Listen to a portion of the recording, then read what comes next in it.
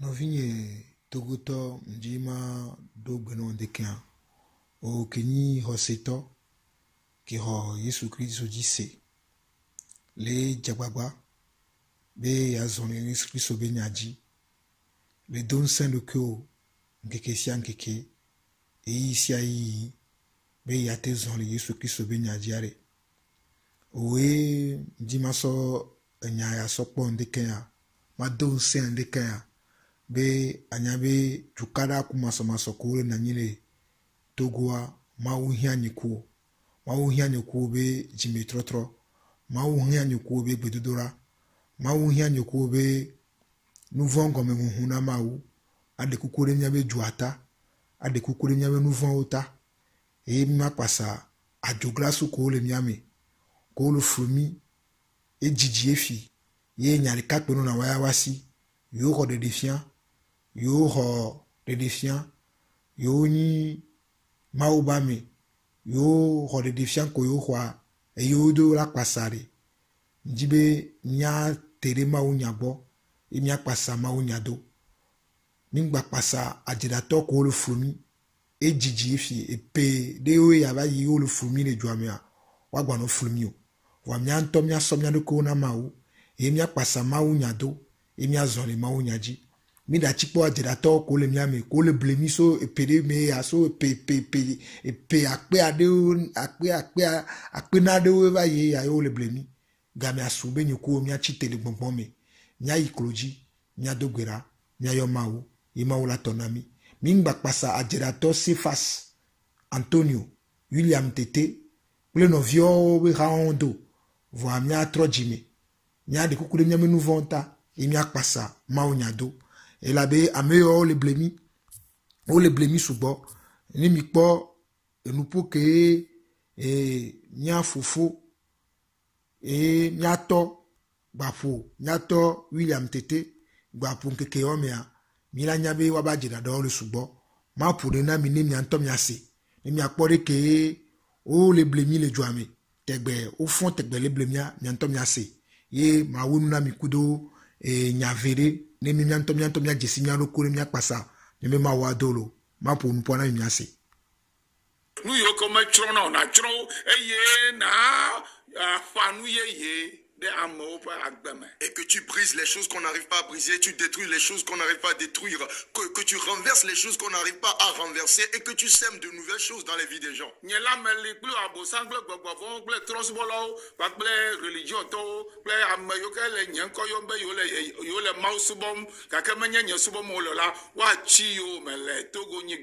Moi je suis avec toi, Satan, les démons, les religieux et ceux qui prétendent servir Dieu mais qui ne servent pas Dieu, ils vont te persécuter sur la terre togolaise. J'ai entendu cette voix dans ma chambre lorsque j'étais dans le jeûne. Après l'obtention de mon diplôme au Ghana. C'est Dieu qui m'a révélé le Togo. Il m'a dit, va et à œuvre pour moi là. Sinon je devrais rester au Ghana parce que les Ghanéens comprennent mieux l'éternel Dieu que nous. Mire se no vinyo mi anto mire se nke William Tete le blanc ebe ke yele ho ebe diplôme le Ghana ye segbe anene ka fla no vinyo togoto no vinyo hoseto le Yesu Kristo me ni matin blombe mawu ni mawu yo ame abo mnu la kpla mawu nyo nya tepe vo mawu nya musukulo kpla na yo maunyare ni mauyore ni sukulu la plere be ke plere sukulu vo ba ho diplôme ka fla ni to kele pompo na milifia mchami maunya be sukulu mo diplôme ne wana vini o diplôme won que mo ho anu ko fiom le funwa on va de o dade va so dangbe trova yi maun to ba come va na ni ne mo ba come yi maun to ba fiom maunya eye ne mle gbo maunya egbe a amoko jesi mo na ya be maunya kenya mle gbo et tout vous n'avez confiance mi le pasteur sukula ni pasteur be sukulu eo que mauyo apostolo ware ona apostolo na ni ba forte e maunto fion maunya anu kwareto yo gblin anu kwareto yo wodo anu kwareto mi po ene mi po bible me ame sia me que mauyo na ma ou yon abo nani la fide la mo bata me ko wa plan nous c'est vrai be ma ou nya la orafion mi ma ou nya va me que le fion ma ou nya antoade fi ke be khoeso et nous mi la no pauvre tu banto wa va nyem le glombe na be amo parce que ne mi glon fi be et ma ou mi wa me robo anya apostolo amerobo ani nya glorida amerobo ani pasteur selon Ephésiens toba balé et tamene kukuwere keria Ephésiens 14 verset 11 la Bible dit par là que Dieu a appelé les uns comme apôtres, les autres comme évangélistes, les autres comme pasteurs et docteurs pour le perfectionnement des saints. Ning blombe ma umu ya mo amdaje. Donc ane ma uya mo ma ula fion ma unye. Amorula fion mo ma unye. Odula fion odula khronwa me owe. Il est verré. Voiminokpo ayeke de kade a les azan. Aso fumi va imongwe bledia e nam le pompona minene. Mia mingonok pasa aye oto enya meyo adira to oni anu daka oto no da wanu dakare. Yo jinabe yo a blemi, yo a séduit mi to moreji, yo a sonya so wa to afide yo a to fumi. Nanto mi hunku, mi kem le gloire mi la di la se gomi. Maba de nyakpote ajina mi miase. Alors c'est parce que j'ai entendu la voix que je suis venu. Et vous-même, vous avez suivi mon parcours jusqu'aujourd'hui. Mais je ne vais pas m'arrêter. Parce que sinon vous confiez une œuvre, vous devez la finir.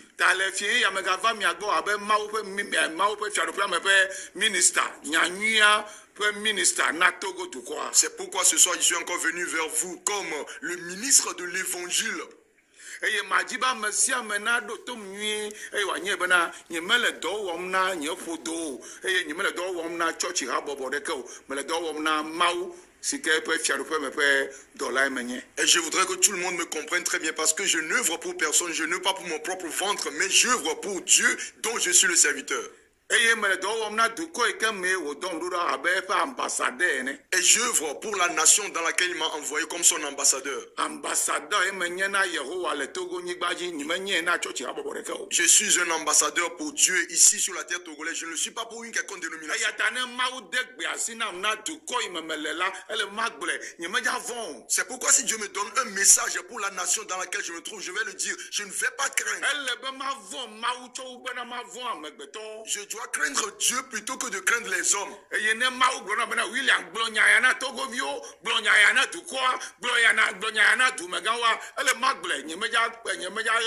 si Dieu me dit, William, dis ceci au Togo, dis ceci aux dirigeants, dis ceci aux nationaux, je ne vais pas le cacher, mais je vais le dire.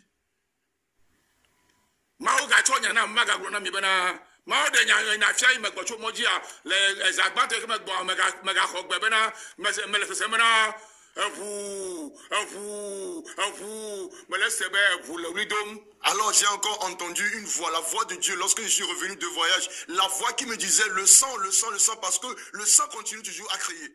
Merci.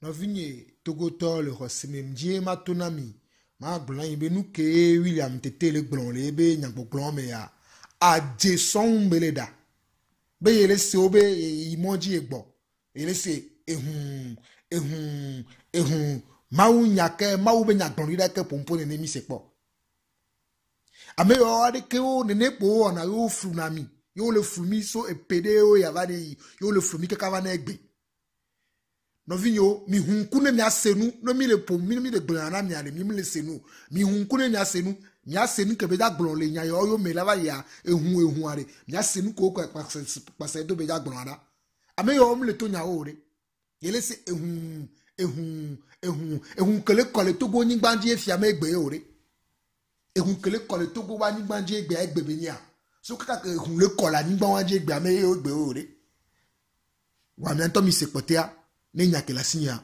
masokpe nami parce que ame yo are wa be nu wono over les daka efi mi do ade odaga Dieu a dit condamner les œuvres ténébreuses et condamner les œuvres infructueuses des ténèbres mi ade ajina toko le miame o le blemi o me le pasanyado me le pasanyate peado no na nyava osi be nyate pe vire le wasi ni ade me ye wa do mi la paso mi la pasanyate peado anu kware to ontoto e ma de nyakotea ene ye be nyakotea ji ne nyakela sinya magro nami mi se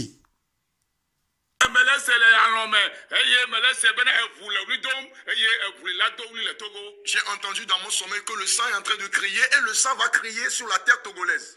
Nye me ja gbe ne nye me ja gele o. Je ne vais pas le cacher.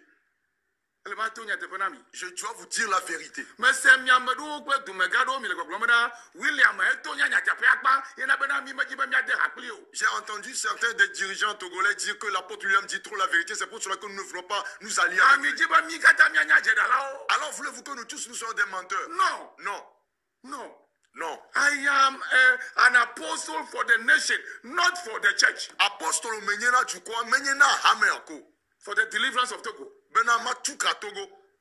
Ye na be me ten gbon na nya sese do. C'est pour cela que je prononce des paroles dites Sike mama nya me sia mi atangle o. que tout le monde ne peut pas dire. La bana o ma chu e na o bana aglo. Parce que cela ne vous a pas été donné. Me be me gbo chu moji. J'étais revenu de voyage Ora gbe zame. le lundi nuit. Eye zame la me gale gbe sembe evu e me fo le zanga ne me. Et la nuit, j'écoutais le sang, et je me suis réveillé à 4 heures du matin. Efia bana ndo la jo. Ce qui veut dire que certaines choses se produiront. Evu la fonu. Le sang va parler. Eta mawu be ma glo nya de na mi to tele aji le zanya. C'est pourquoi Dieu m'envoie vous délivrer un message sur cette télé ce soir. Eye du me gan ka tan kwa me se me na senui. Et que tous les dirigeants et que tout le monde entendent très bien. Ese nye be mi dona gbeda de Togo du kwa tata. Ele be ma na no nu do enfia mi. Parce que nous intercédons pour la nation togolaise, Dieu doit nous révéler des choses. Esi onye be mi dona gbeda de jidudu ata le mi adume gan ota le Togo du kwa pe nyona ta le gbogbo me fa gbaji le muti me fa gbaji edoje jina me fa gbaji ganyan fa gbaji ta ele be mawu na no nu de nfiami eye na no lia ele be mi agble na du kwa kata. Parce que nous intercédons pour le gouvernement togolais, pour les dirigeants togolais, pour les nations, les citoyens togolais, pour sur le plan financier, sur le plan du travail, sur le plan économique et sur tous les plans. Il faut que Dieu nous révèle certaines choses pour que nous le délivrions à toute la nation. Enye William tete nye machona ko globe na mawu globe nye machona ko wona domane ne ma. Moi, l'apôtre William Tété, je ne dis jamais rien que Dieu ne m'ait dit. Mawu gale gbedo mle pe jina bena enya de ke be gbolo jinu efefa ya ele be wa kponya magbo ele bena mene ma wa evu la kodi. Dieu me confirme encore qu'une recommandation que j'avais donnée il y a 2 mois, il faut que cela soit exécuté, sinon le sang va être versé. Nye mele parti, nye mele politique fe parti ha bobo de kemo. Je ne fais partie d'aucun. Mile sede ke William Tété le pompoa. Novinho, mile sede ke bele jagbala troye aso aye so plonya devas ye mawu be nyaba ya kwa nku to bele blonene mi kpore ke ajirato jana gbagba so na aye so blona mawunya mi kpore ke bele troye aye dede wi ye mle politique be gare comme ye gbo esere ke ye mlanya esere ke ye ware ke mi kpore ke bele jagbagba no vinyo mi son ku pasanya do mi a suivre ni ke mi so fiam ya nywere ne nyakela sinya maglona mi suivre Un parti politique. Parti comme parti. Le parti dont je fais partie, c'est le parti de Jésus-Christ. Comprenez-le très bien. Je ne fais pas partie de vos trucs là que vous faites ici. I am not among any political party in Togo. Il y a même les partis politiques comme le Togo. I am in the greatest political party, that is the party of Jesus Christ. Mais les partis politiques grand Jésus-Christ parti and I am an apostle in that party. Et apostole le parti même. I am an ambassador in that kingdom. Et tu te peux non là le fiaroupe même for Togo. Na Togo. For Togo. Na Togo. Not for America. Mais in America. I can visit America. I can visit Europe. I can visit many countries. My base. My base, my ministry base is Togo. Yet I imagine Togo vile kana koma be pastor pocho da lo federal o milena. Mi pore ke William Tété le pompoa. Bo wa po esi bebe pastor focho eye mo re ka me de ka po mawuyo re. Mawuyo c'est vrai be mawuyo mi vo. Ye mawuyo mi de do vo ota. Wa me de ka po yo be atino pompo ne be oyo e minister e wore ke mawuyo amesia me. Mi pore ke ameyo ojina be ya fumia. Mi pore ke ojina bo aso abe yo ko be yo aso do nko. Mawuyo mi arere ke mi le zonre mawunya jiro. Mawuyo mi arere ke mi ba gbono no re no ro. Mawuyo mi arere ke mi le wore mawunya jiro. mi kpɔɖi ke ɖeka dze yɔ le flu mia mi kpɔɖi ke ame yɔ ko dze mawu dze ŋkɔ na mi nya fofowo nyi miatɔ me ɖewo nyi miatɔ le xɔse me vɔ wabe nu wɔnɔ va dzi nu dakawo va le wɔ ŋgba le zɔ le nya dzi o vɔ wo kpɔtɔ le dzi be aflu mi si be ɖeke ame ɖewo gblɔ be wola ƒo vɔ abe ŋgba fanvi o nene mi kpɔɖi ke wo le wɔ nua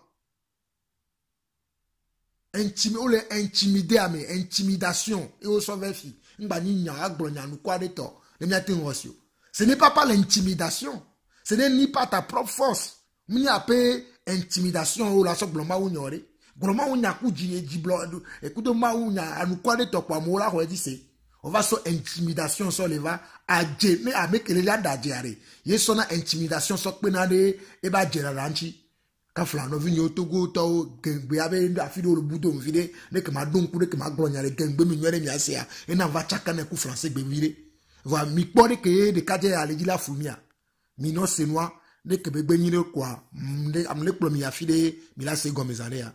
C'est pourquoi je ne voudrais pas que vous me considérez comme quelqu'un qui s'amuse. Nya ke me ta glo sa mia nya ga ngwe dadi eye nya ga ko ire tele o ya no glo be wi la bele ke wi la be mi mele se na ne ke gomo. Ce que je veux dire cette nuit, vous allez encore le noter, vous allez encore aller le propager sur les télés, dire que l'apôtre William dit c'est parce que vous ne comprenez rien. Ne ma u de gbe asina amea be ne glo ne duko a le bo agble e akpene ma obana tele le be mi atangble na mi kata. Si Dieu commissionne quelqu'un pour le dire à une nation, il faut qu'on le dise. Et Dieu merci de ce qu'il y a des chaînes de télévision pour qu'on vous le dise. Nous prions chaque nuit pour le Togo. Parce que si le Togo est détruit, c'est détruit pour nous tous. Et s'il prospère pour nous et pour nos descendants. Comprenez-le très bien. Je suis dans un gouvernement qui est plus élevé que le gouvernement togolais. Comprenez-le. Ministre and I am a minister in the spirit and a minister in the physical. For God and for the nation I am living in. And I must do my duty. Whatever the Lord has told me, tell me to tell you, I'll tell you. If you receive it, this is well with you. Mi pare ke adjirato dona le korejia. Mi pare ke adjirato ke di kaje ani nusu ani be ni apostolo William Tete mi pare ke le do be re ka ni ministre wa me poteo. Nka we a we ka po ni ame ke ma uyo ma ungba ya me wo. Alors que Bible a nami nya benare. On a appelé les uns comme apôtres, les autres comme prophètes, les autres comme évangélistes, les autres comme docteurs et pasteurs. Ou rekak po mauwa. Maumba ya mereo ya. Mauwa ya mebo che. Mo rekak po nya apostolo ore. Nya te pe beni mauwa mo sona e deta si vovovo soda sina mesiame. Vraiment o rekak po mauwa ore o rekak no tek bereji e ni haya minister e po evo. No vinyo mi no suivre noa, mle plomi afide fike ne plomi yare. Mi la se gomezare ya. Ne po de kaje o sona asiti ton kuvijina me adjedada ami on kwa na de adje pang mare. Nanto mi no se ne mi akpon enu ke le dira sofio mia. If you don't receive it, it's not my problem. Ne mi khoya me la nyona mi ne mi khoya wa me kamu. Ne mi ko som pa baneta la fa de ka blave vove. Si nous voyons dans Somme 122, versets 6 et 7. Dieu a commissionné David d'écrire quelque chose là-bas pour la nation d'Israël. Là, il est écrit: demandez la paix de Jérusalem. Que ceux qui aiment Jérusalem jouissent du repos. Que la paix soit dans tes murs. Et la tranquillité dans les palais de Jérusalem. Est-ce que quelqu'un me comprend?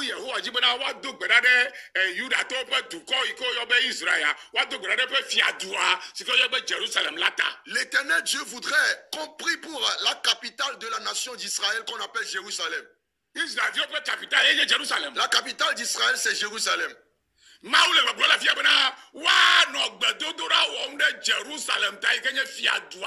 Dieu est en train de dire ici qu'on doit intercéder pour la capitale qui est Jérusalem.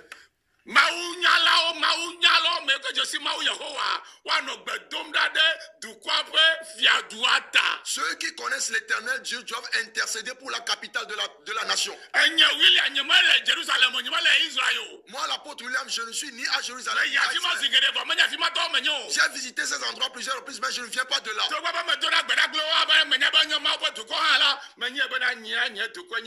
Bien que j'intercède pour eux parce que je sais qu'ils sont la nation de Dieu, moi, ma nation, je sais que c'est le Je dois chercher d'abord le bien de ma nation avant de chercher le bien de notre nation. Mise reke kaje ale pompoa. Nke ma unya fiomie wa. Ma unya be mi ajimia to chuchu gban alo be mi ajimia obe ne cherche pas tes propres intérêts. Mais n'y est l'Espagnol. Bible a benare, ne cherchez pas votre propre intérêt, cherchez ceux du royaume. C'est pour ça que la Bible dit, ma unya na minyale, Matteo pagbale.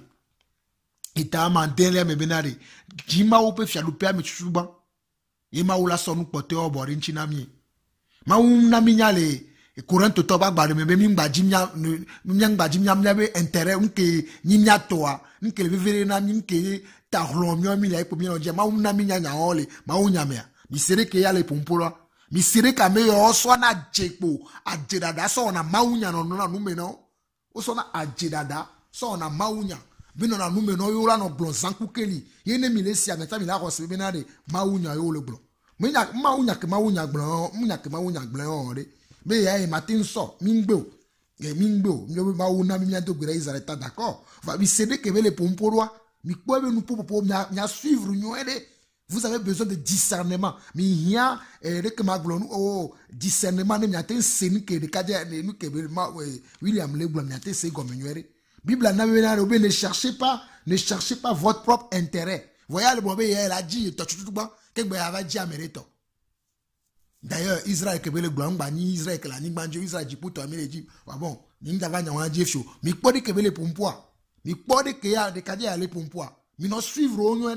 Ajeda toko onyare mi jano de ofio mi de kadeka mauja de asire wan chikikiki mauja hungomeno ne mi aten jesio parce que wawe le blemi wawe blamore lome ye togu avant le sibere kebe le egbia vo ba poto la jeda daji abe mi yo mi suivre nyere mi suivre nu kebe le blanc nyere ni nyake la signare ma sokpe nami mi suivre et le vevere parce que game subom la signo voix ma blon vide na mi ke mi atese.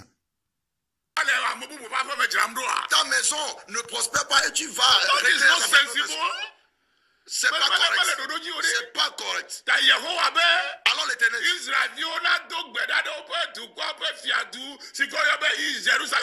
que les enfants d'Israël prient, intercèdent pour la capitale de la nation qu'on appelle Jérusalem.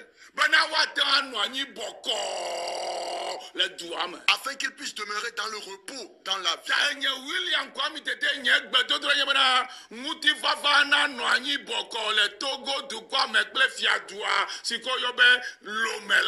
Alors moi, l'apôtre William Kwamitete, ma prière pour le Togo, c'est qu'il y ait la paix sur tous les territoires togolais et sur la capitale qu'on appelle. Les préfectures, les blattes, les 2000 maires, c'est pourquoi lorsque Dieu m'a envoyé,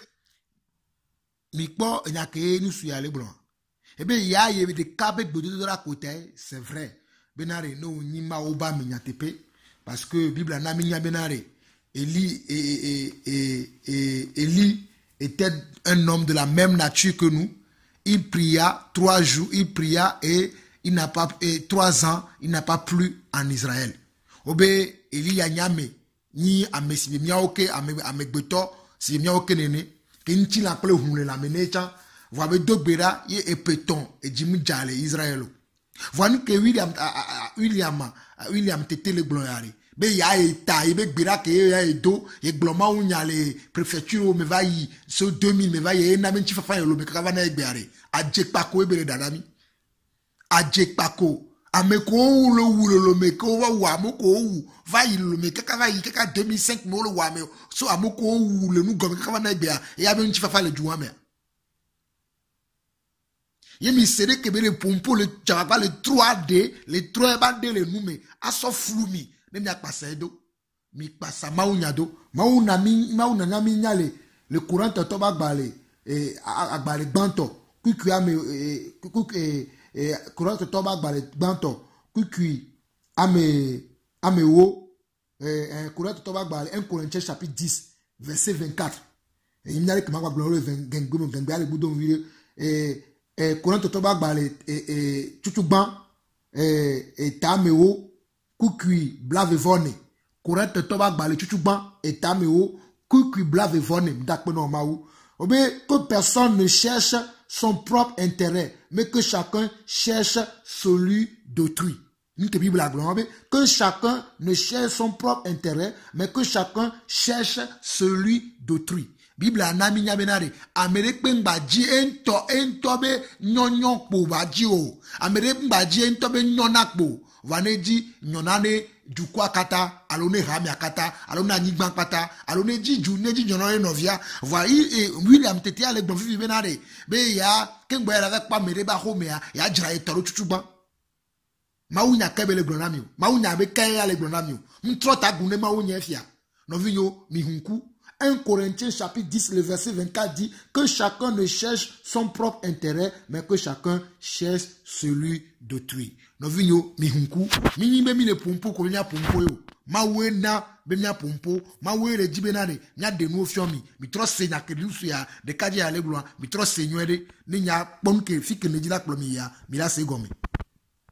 Me promener, sillonner tout le territoire togolais, surtout dans les 31 préfectures. Dieu m'a aidé à le faire et c'est pour cela qu'il y a la paix jusqu'aujourd'hui. La paix. Après, la prospérité suit.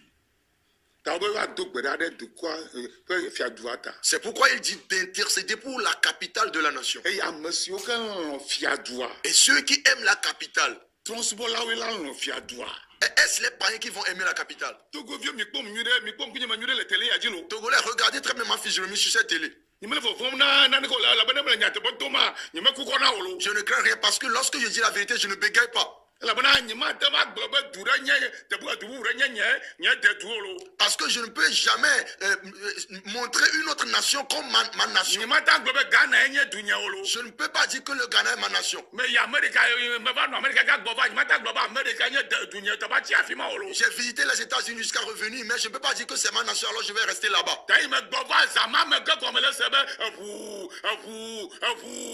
Alors la même nuit de mon retour, j'entendais le sang, le sang, le sang. Alors si c'est le sang, nous devons demander la paix. À la place du sang, nous devons demander la paix. Gouvernant, dirigeant du pays, à cause du sang, nous devons demander la paix. Et que cela s'étend sur tout le territoire togolais. Ceux qui aiment le pays, il est dit que c'est eux qui doivent demander la paix pour le pays. Et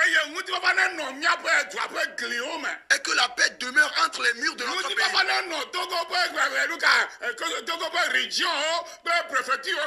Que la paix demeure dans toutes les régions, dans toutes les préfectures du Togo.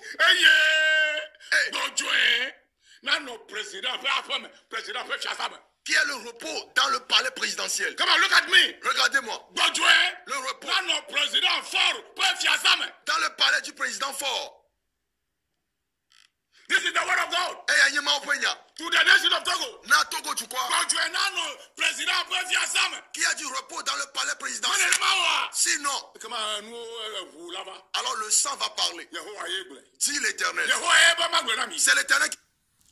Regardez comment nyato togoto mi kpore ke nusu ya gbale dajia kaflan maune na agbejiji togo beju plora fo nya singbe maune na agbejiji ye batem yero kweme ne ba nyare ke ba kplo togo jua est-ce que fo ba ho me poe be hiabe nya tepe ba nchi fafa ba na nyilia bojo ba na nyilia togo vi o mha bojo le ba ho me Togo vi nyonu, Togo vi nyusu, Togo vi amegaho, Togo vi a meshishi, Togo vi fin la lome. O mi yak bojo le wa ba ho me. Mi kpode ke ame yo le trota gune ma unya le glonamia. Mi kpɔɖe ke ame yawo le trɔ ta gun le gblɔ ne wo le gblɔ mawu nya wo sɔ le gblɔ na mia. Wawoe nya mo ko wɔ nu vo le dua me wu ye fiƒode le dua ta. Va mi kpɔɖe ko le trɔ mawu nya wo le trɔ ta gun ne mawu nya le gblɔ. Ye ne mi le sia mi la xɔ se wawoe nyi mawu nya nu kɔ de to ra o. Ne mi mi le gblɔ mia tɔ mia be wo be fi ke mi so ma. Mi se de ko le gblɔ mawu nya na mia. Eye de kaba ba xome ka flan fort de kaba xome ko gbɔdzɔ la noa. Mawu ne na ni fafa ba no fort ba xome. Mawu ne na nuti fafa ba no ministre ba xome. Mawu ne na nuti fafa ba no Togovi de siade ba xome. Mawu ne na ne nuti fafa ba no Togovi de siade ba xome. Muni fort ba xome ko e gbɔdzɔ la no. Gbɔdzɔ la no Togovi de siade ba xome. To gbɔdzɔ la no Togovi de siade so vi fe ka va so jamengan hoji. Gbɔdzɔ la no me se me ba xome lo. Mi nyaji de kinyala no ro kware. Nyanto mi le sevo. Maintenant, de nous sommes des cas, il y a un peu de cas, mais au fond, dans un fond, la Qui m'a demandé de vous le dire. Je ne recherche rien auprès de vous. Je ne suis pas corrompu. Si vous me donnez quelque chose, je vais le prendre, mais je ne vais pas être corrompu pour refuser de dire la vérité.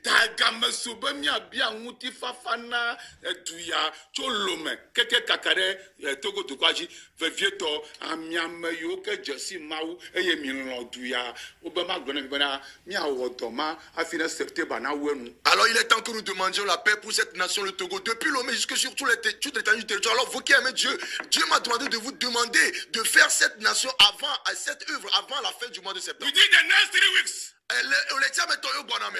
those who love Togo must lay down their life and pray for the Lord to bring peace into this nation. If not so, blood, blood, blood, blood.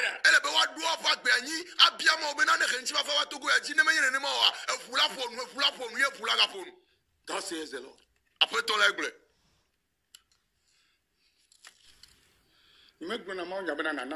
Je ne prêche pas pour que vous me donniez à manger. Je mangeais depuis avant de devenir pasteur. Je connaissais ce qu'on appelle l'argent avant de devenir pasteur. J'ai joui de la vie à Accra avant de venir ici au Togo. Alors je connais ce qu'on appelle l'argent. C'est moi-même qui n'en ai pas besoin. Alors je ne suis pas influencé par l'argent. C'est vous qui n'avez jamais trouvé de l'argent. C'est vous qui êtes influencé par l'argent. Moi, la seule raison pour laquelle je cherche de l'argent, c'est pour faire l'œuvre de Dieu. C'est tout. C'est ma seule prière. Alors cette nuit, afin que le sang ne crie pas, nous devons comprendre ceci. Nous devons demander la paix pour le Togo et pour Lomé. Et pour le palais présidentiel. Est-ce que vous comprenez? Est-ce que les Togolais comprennent? Que Dieu vous bénisse. Lorsque nous allons dans 1 Timothée, chapitre 2 à partir du verset 1 au verset 2, il dit que nous fassions des intercessions pour la nation. Et nous transformons la prière en une affaire politique.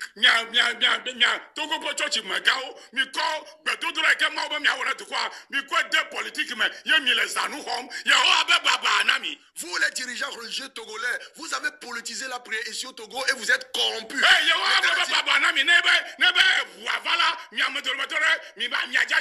L'Éternel dit malheur à vous parce que lorsque le sang va être versé, plusieurs d'entre vous, vous allez y rester.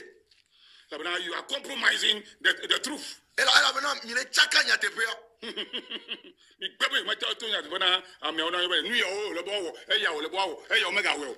Vous refusez de dire la vérité aux gens. C'est ce qu'il faut faire, c'est ce qu'il ne faut pas faire. Vous refusez de le dire. J'exhorte donc avant toute chose à faire des prières, des supplications, des requêtes, des actions de grâce pour tous les hommes. That is the duty of the church.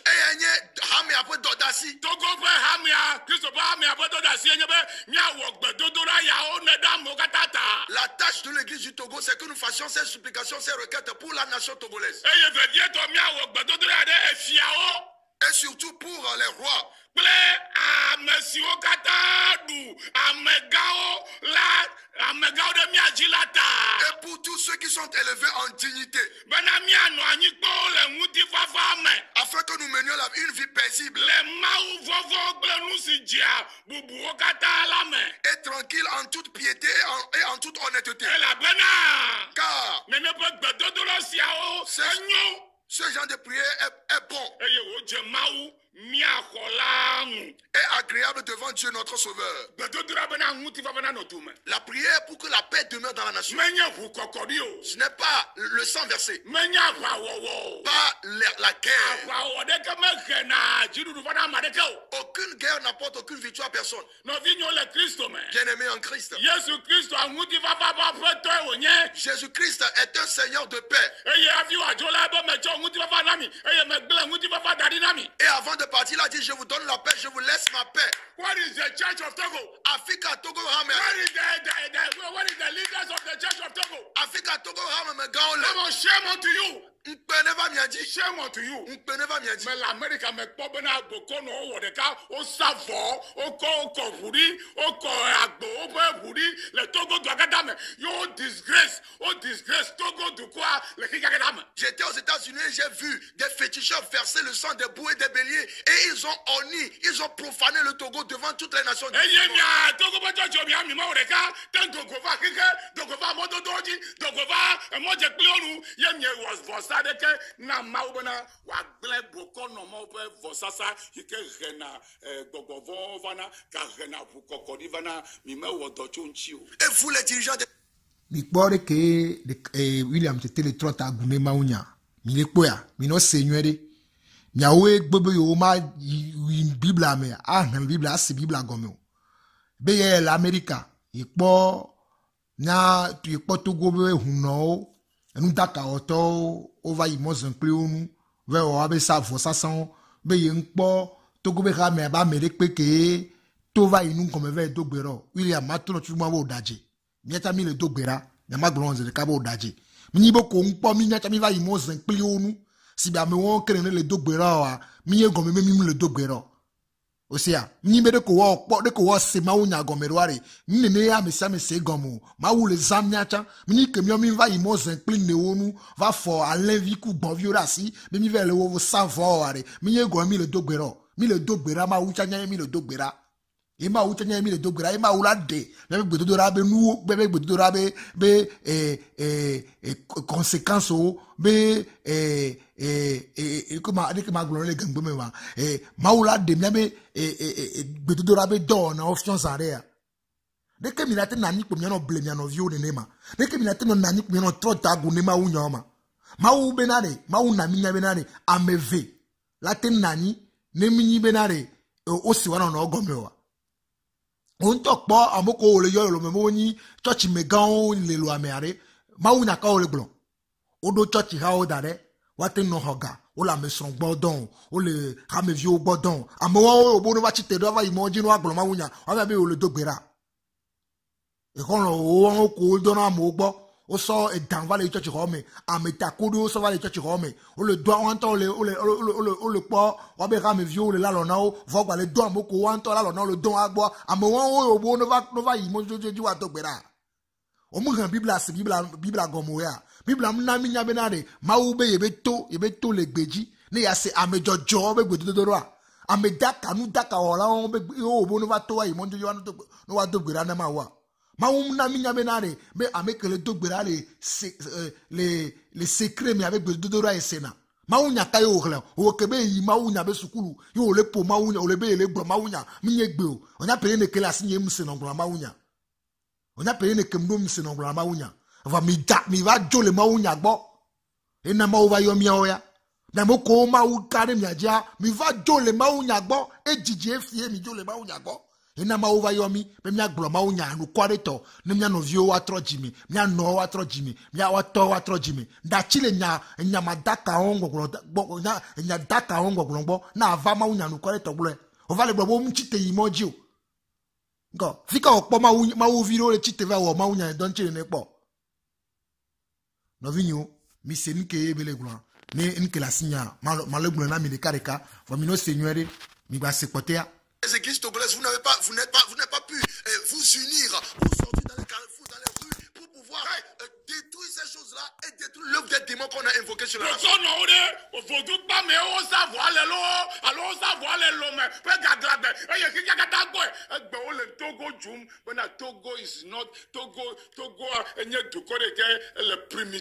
Les féticheurs ont-ils fait le sacrifice dans le couvent ou sont-ils sortis dans les carrefours, dans les rues? Aujourd'hui, on est en train d'insulter le Togo, que le Togo est un pays primitif. How can you do that for the whole world to see? And the Church of Togo, you are just keeping quiet like that. That That means you don't know the God you are worshiping. I challenge you on this television. I challenge you until the 24th of September. Look at the Bokono, what the guy you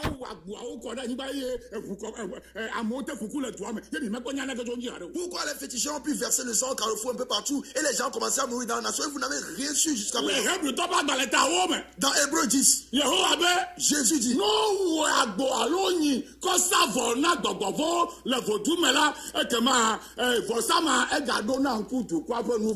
lorsqu'on sacrifie un bouc ou un bœuf dans une nation, ce sacrifice rappelle les péchés de la nation. Hey!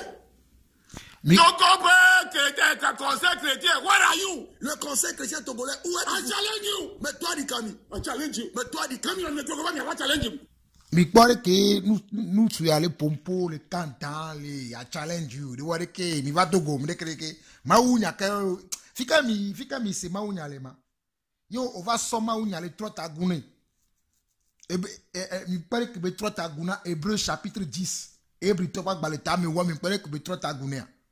Là on parle des sacrifices qui ont été faits dans la loi hébraïque. Dès que nous on va dans la loi, il va trouver be no so huna gbogbo mi kpɔre ke de kadi a trɔ ta gune mawu nya mi kpɔre ke ame yawo le trɔ ta gune mawu nya e dzidzi efia mi kpɔre ke le trɔ ta gune mawu nya o va sɔ wa be adzedadawo be nya wa be nya gblɔɖi adzedadawo tɔ sɔ va le wɔ nya teƒe nka me mu le asi nye sugbɔ ne ma xlẽ mawu nya na mi le ebritɔ wa gbalẽ ta me wa mu vɔ ne mi suivre nu ke be le gblɔ anyuie ɖe emi ŋutɔ mi ŋutɔ mi va xlẽ ebritɔ wa gbalẽ ta me wo ŋutɔ mi va xlẽ Hébreux chapitre 10 mi la kpɔe be si dzedze le asi nye nya teƒe ame yawo le flu mi il est challenge à moi.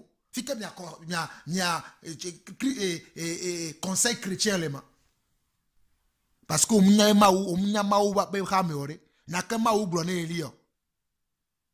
Nya ka maou blone elio ke enu d'accord va le jolé Israël.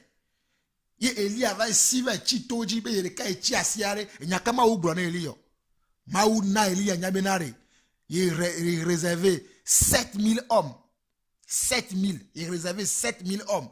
Ame akpe alors ame alofa akpe alofa mandre alors akpe mandre nyingbanyo na muko ba segenganyo na atom ya corriger me me laisser ya egle ame alofa mandre dare comme jeklona atikpa pe ore comme jeklona voju pe mami be nu ore comme le kwa moto le nu gome va le wasibe huno wa yele na le pompo nene mi rosibe mi ave rosé que mi va so dona la go abe yo eni rosé to wa me wa e nyinya rosé adjime be nya be nyi kuta zonli le ko le zon le nya jiro e a konta kamile o dare ma William Tete a konta kamile o dare o so ka kamile gblon ma unya fi ejiji a konta kamile o dare o le kamile zon le ma unya jiro podo ko le pompora obumu William Tete nye Jean-Paul Lawson le Togo vi jiji le pompona la mais au bout on a payé la signe msena pour n'emploi mano do pewe le kalo pewe fe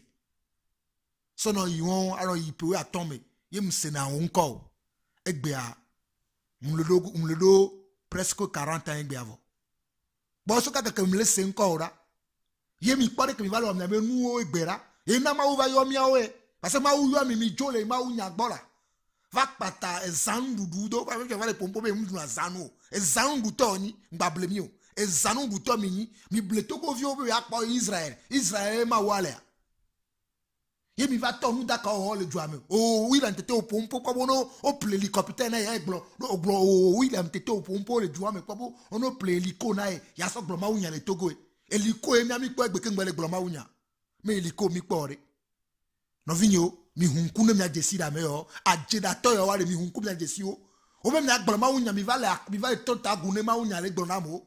Mi va le blamo be o le gblɔ mawu nya. Mawu dza de ɖo ko fia mi. Mi na we be o nyi mawu nya gblɔtɔ mi le datia. Mawu dza de ɖo ko fia mi avivɔ da wɔ mi. Avivɔ. Mi nya avivɔ yi me tɔ. Avivɔ gbɔgbɔ me tɔ da wɔ mi are. Ye mi da bɔ nu de mawu ŋtsi. Mi sɔ mawu sɔ le gble. Gbɔdɔ ko le pompo ra. Be amewo wɔ nua ye ŋkpɔ kristotɔwo to. Parce que on pas kristotɔwo to dza gbɔdzo kpa. Ke ma kristotɔ ŋgba le Togo. No ole bledo ko William. No nya menene ke mawu le dzraɖo ɖe na Togoa no nya ne ke mi sugbɔɖoa o mate pompo nene o mawu ne sɔke o o nya ne ko le gblɔ mawu ne sɔke o c'est ya o nya ne ko gblɔ le après venez me qu'est-ce que tu es en train de faire au juste?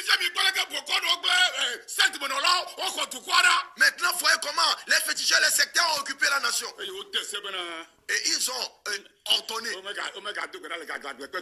à ce qu'on ne prie pas au lieu à ciel ouvert. Et vous ne savez pas ce qui se passe spirituellement. Et l'église togolaise ne se rend compte de rien. Le sang.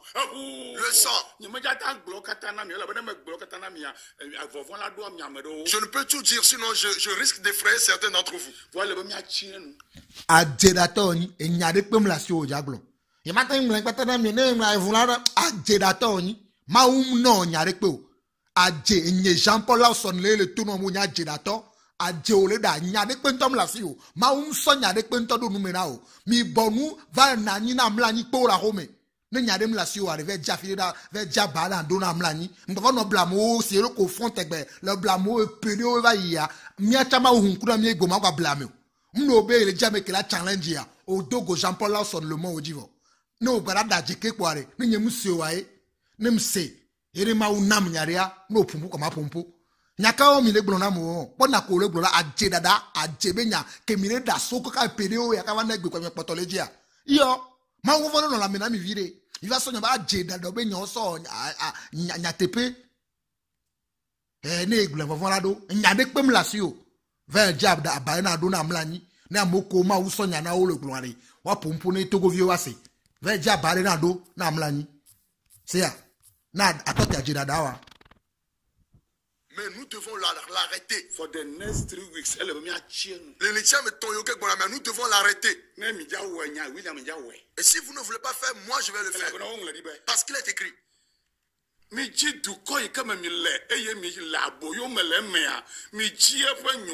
Demandez le bonheur de la nation dans laquelle vous êtes captifs.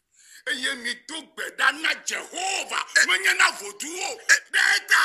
priez l'Éternel Dieu, pas pour les idoles, pour la nation. Si ça s'agit de moi, l'apôtre William seulement, ce que Élie a fait. Si nous n'étions pas autant de la grâce, j'allais. Regardez, oh, Novinho, oh, mon frère, oh, mes frères, de quelle manière vous allez voir que ces hommes-là, ce sont des menteurs. Eh bien, la Bible nous déclare que Dieu ne désire pas la mort du méchant. La Bible a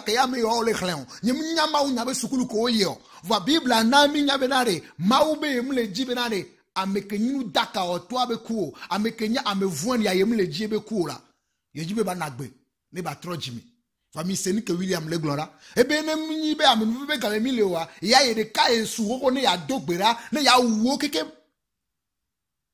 ne mi jo fon aboko la tro jimi o la ijipo ne mi jo lo fo le ware de ke jipo fia do pia mera no ro mim jina hare be na re ne America tro jimi la nyigbanjia be jijo be nyina le jipo ye mi no se ni akame o le gboro egbera mi pare ke mnyabe mawu nya gboro o va tro egbera mi pare ke mnyabe nya kaka ma mu ko be o le gboro mawu nya na mi ene mi le gboro na mi bo bu moi mi ya ko se be mnya we le dajia ame yo William tete ajahora on se face Antonio Rao Dragon wa be club won ke ko gbe le na mi po o bu mo le mawu nya gbo e nu bu o va le wo firi wa be kha o me mi le po o bu mo o jira mawu ne hun kuna mi Togo vi ne mi akpo nu ke le jo le Togo mi se de ke be le gboro pompora bene yere kai la wo keke nous sene pum la si o la to wa mere ore aje akware ke over au Canada no Canada va mi on kuvia no Canada mi po il est plein d'orgueil mi pare ke e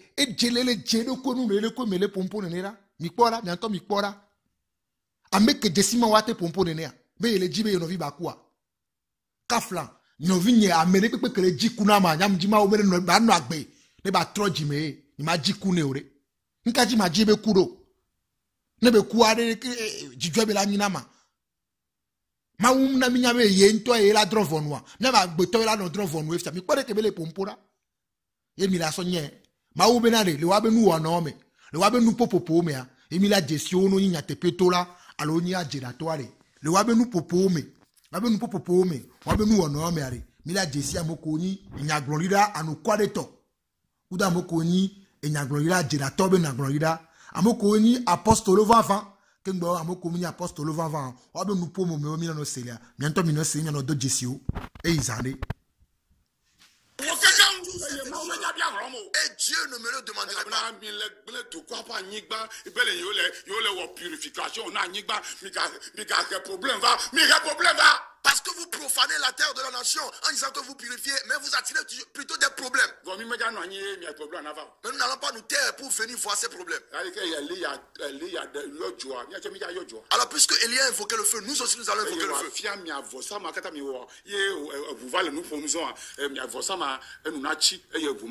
Et le feu va consumer tous ces sacrifices que vous avez faits et qui font parler le sang, et ces sacrifices vont se taire. Est-ce que vous comprenez? Il nous est demandé de prier pour la nation. Si la nation prospère, nous les chrétiens, nous allons aussi prospérer. What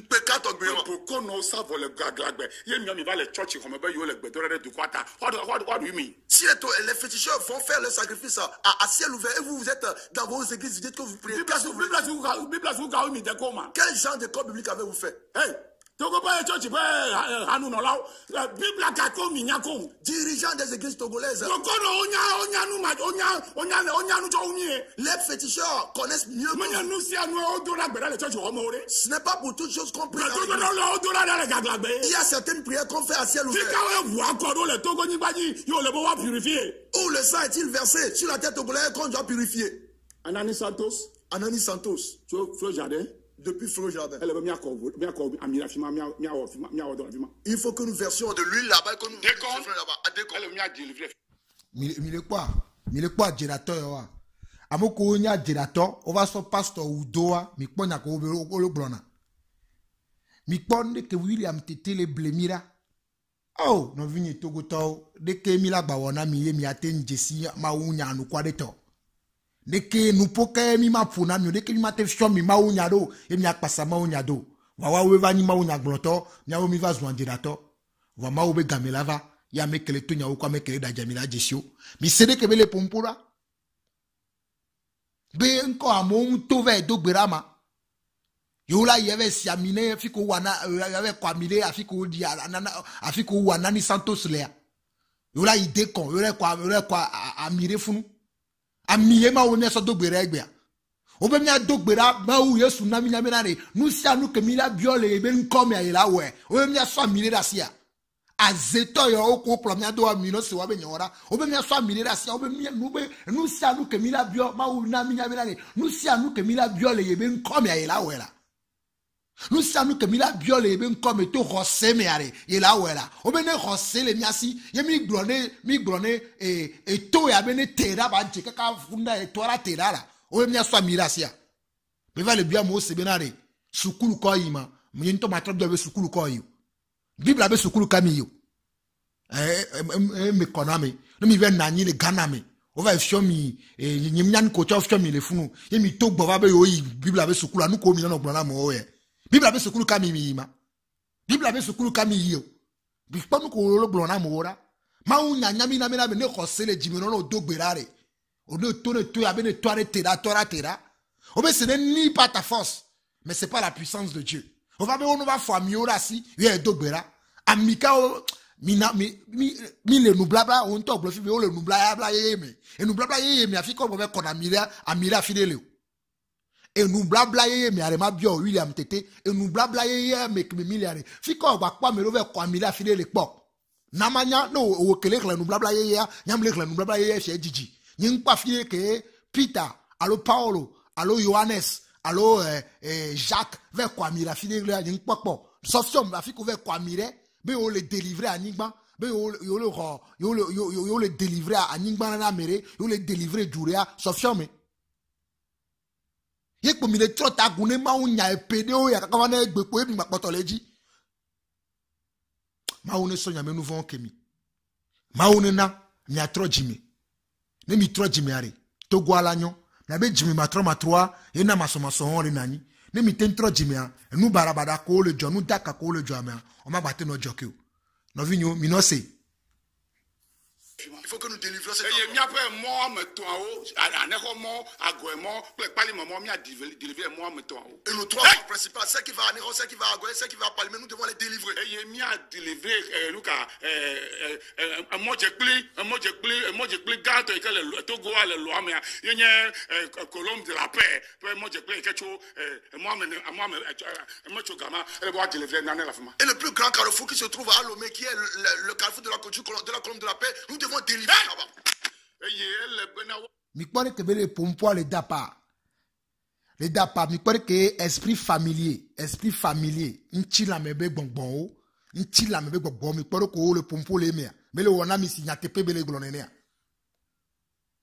no vinyo mi hunku mi pare que de kaje ya Islam tete a tera to gane beni mi pare ko lo wa be no wa ana dapa bi le hey ma unya ko glonane ne ye bi ne mi kwa mi awase be ma we le zen gbọ̀ngbọ̀n fún ọmọ ìnáwó gbọ̀ngbọ̀n àmọ́ kò lọ́gbọ̀ngbọ̀n fún kọ̀ọ̀rọ̀ wálé kó jí báyìí wọ́n bẹ nu dàkà ọ̀wọ́ mi pọ́dọ̀ kó wálé pọ̀npọ̀ ìgbà hey yàvẹ́ délivré pali mi mọ́ anẹ́kọ́ mọ́ mọ́ mẹ́ka fíkà bẹ pọ́ apostolo ká bẹ pọ́ fẹ́ délivré mọ́ rẹ̀ nínú pọ̀ ó mi àná yín yá dógbèrà ní àtọ́rọ̀ jìmì lákọ̀ máa wò jí sè òlàpá kó mọ̀ dógbèrà máa wò láwọ̀ ẹ̀bẹ̀ nukunu ẹ̀ èkì ẹ̀bẹ̀ nẹ́bẹ̀ yìí mọ́ rẹ̀ jíà ẹ̀ dẹ̀ funam wà mí yẹtọ́ mi nọ́ sè ní mi lè gbìlẹ̀ rẹ̀ mi nọ́ sè. Comme il a dit que il est bon. On a délivré Togba. Et on a aussi délivré la lagune de Bé. Et la lagune de Bonké. Est-ce que quelqu'un comprend? C'est ce que nous allons faire. Si vous, les églises togolaises, vous refusez de le faire, moi, l'apôtre William, je vais le faire. Parce que ce n'est pas vous qui avez reçu la révélation. Moi qui ai reçu la révélation, c'est moi qui vais le faire. Et au moment donné, lorsque je le nombre de personnes qui viendront, nous allons le faire. Nous allons empêcher ce sang versé. Et la paix et la bénédiction de Dieu viendra sur la nation togolaise. La parole de Dieu dit: je cherche une personne pour se tenir à la brèche de la nation. Devant moi l'Éternel. Pour ne pas détruire le pays.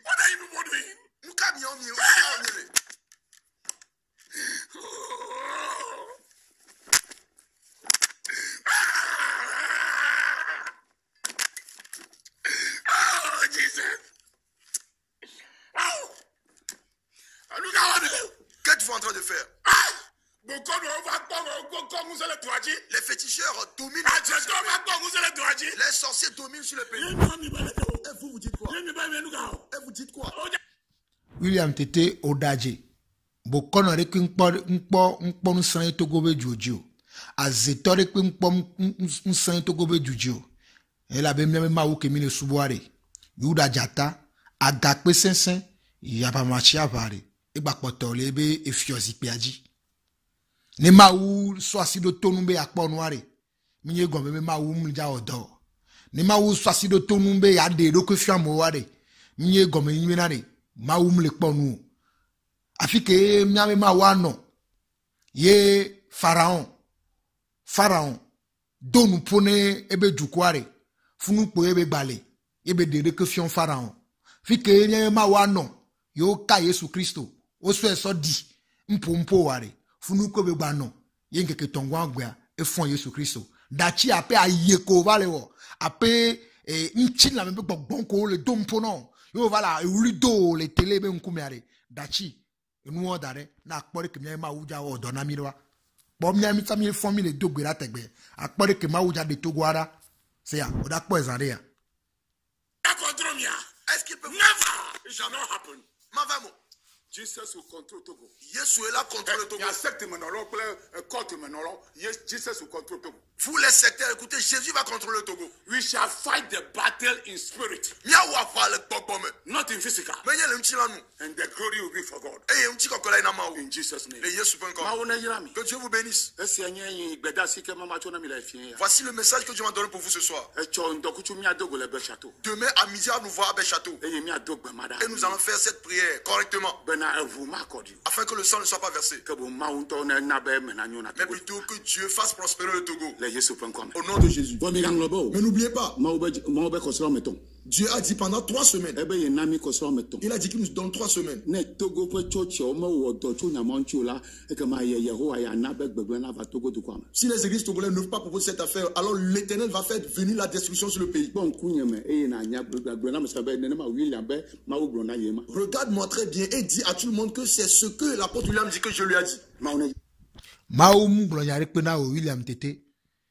Maum blonyare pena o dachi apa jira da o pour yabe nous daka o no yabe voisa gbegbelo ko mi gbada o emi ja fo amo oble sia no vinye Togo to o kele c'est Jean-Paul Lawson be gbele vidéo ya me o kele c'est Jean-Paul Lawson be gbe ki mo se William Tete cha be gbe mji ma tono na nya binare William Tete a jira to e wa we le blame wa wo bo won le frumi ye nu won le jore lo ame nya nto mi yiklojile nya ba ho me mia dogbera mia bioma obenu chifafa ne dua mia bioma oba menu veve mia dum mia benu vo gomene mawu mia de mia doko gomene mawu mia benu vo ke mia togbo wo mia mama wo mia mama wo mia togbo ware mia bie kuku de le wata e ke mia nto mi ware mia bie kuku de le wata e mawu menu veve vavanami mi ngba pasa William Tete do mi kofi ke bele do rendez-vous na mi lera ameyo William Tete ke wona doku pastor san et bien ma batwa yo agwa we Niger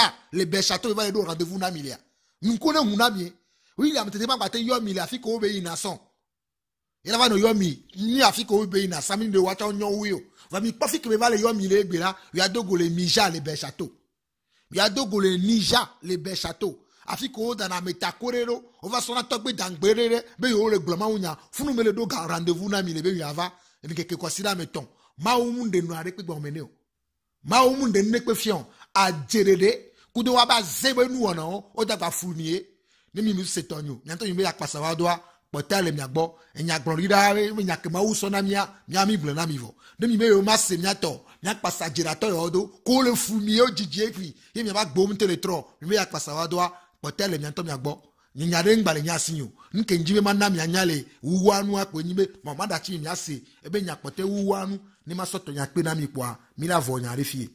Que Dieu vous bénisse. Je ne vais pas trop continuer. Alors au moment venu je viendrai encore. Parce que Dieu m'a demandé de le dire jusqu'à ce que nous ne venions à propos de cela. Au nom de Jésus. Alors demain nous voir à Béchâteau. Que Dieu bénisse toutes les églises du Togo. Nous avons une mission pour la nation. Demander la paix pour la nation. Lomé et tous les territoires. Et nous allons demander la paix dans le gouvernement, dans le palais présidentiel pour notre bonheur. Je n'ai plus rien à dire. Ainsi dit l'Éternel. C'est fini. Bonne nuit à vous. Soyez prospères. Au nom de Jésus. Une recommandation que j'avais donnée avant de voyager, le Dieu me dit ce que Dieu m'a dit de dire au président à propos de son frère. Dieu m'a demandé de le lui confirmer qu'il le fasse parce qu'il va commencer cette œuvre très bientôt. I love you all. Je vous aime tous. The peace of God. Rest upon Togo. No bloodshed. In Jesus' name. Amen. Amen. And amen. Amen. Good night. Bye bye. Shalom. Mi pore ke ameyo ofunami yo trona tagune maunya yo blona e mi hona sebe wawe ni maunya glona gan wawe mawu les ans wawe jesi mawu wawe nya maunya u mi pore ke o wabe nu ona wale ya no vinye o ke do hose no vinye o ke jesi mawu fofonyi o ke nyama wu yoyo dadanyi o ke ma fofon le lamena miji ma tono we troya be nkan ko se William Tetegbon nkan ko se ni cha mlegbon fane ko se le jimeno ma fofon la sio ye o te ina kloji do na gbera jima don seun be ai kloji a do gbera abioma oba menu veve ou de mo obe se soke na William Tete antocha abioma oba menu veve ma obe se soke na Togo jukwa Togo be juklarao Togo be agbonuglao Togo be chochiba agbonuglao kata e hame o kata abioma oba menu veve no wa be nu gbegbele wona ota wa be nu daka wona ota ina Togo avale de kebele egbe mi le po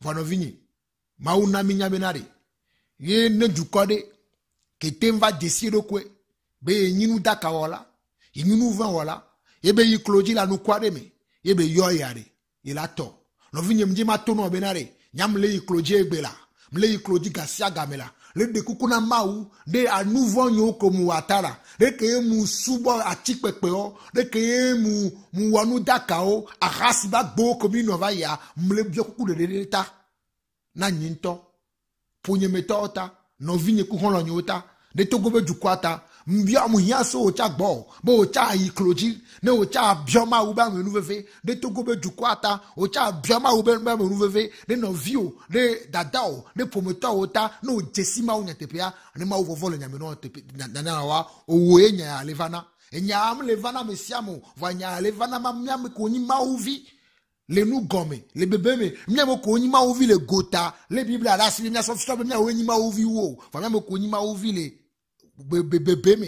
le jima ou le bébé me mia o enya ya mle pompu ya na be mi ngba senu ke William Tetegbon be yedo rendez-vous na mi le Niger le bel château il y a Dogo les 3 semaines non mi font tegbe nya font tegbe no gloma unya e mi no dogbera mi no ikloji tegbe mi no dogbera mi no ikloji tegbe mi no hunye nouveau ngome mi no blema o be choke na Togo de mi nouveau ta tegbe mi la poma oba mi nouveve e nya ke mi di ma sona mi akpe wa maune yirawo e mauna na a seni ke ngbangome maune hunkuno ne ateno nyamo ko nyi mauvi amoko le suboma unya o kuda moko le dajia ate jesi oro maune rami Nya Dogo zane ya, izane, bye bye.